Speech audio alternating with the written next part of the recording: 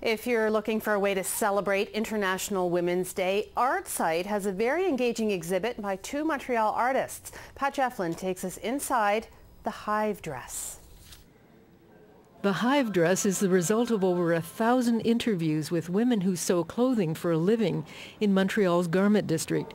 They each contributed small pieces of fabric to make the gigantic hoop-type dress. When you enter the piece, it's almost like you're under your mother's skirts. It's very comforting, enveloping. It shows that women can do anything. Inside are hundreds of statements written by women, reflecting their thoughts as they worked.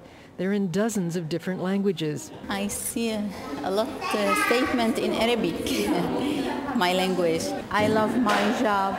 I love to get result my job. Today, 2 language classes from West Women's Enterprise Skills Training came to see the Hive Dress. I felt like I'm in a womb, and it was really very overwhelming, not only because of the color and the feeling, but also overwhelming because of the words written there and the languages written there. It makes me feel good. I'm proud to be a woman.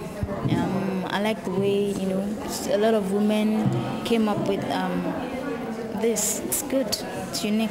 It's just so inspiring to know. I can imagine how empowering this must have been for women. As you're stitching and making garments, you just take some time out to reflect upon your own thoughts. I just think that's awesome.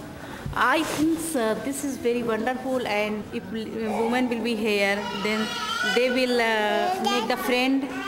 The Hive Dress has a trail of material leading from it. To me, that suggests unfinished business, a suggestion of more stories, more women's work never ending. The display also includes interviews in foreign languages, but you can only hear them by pressing your ear to these small holes.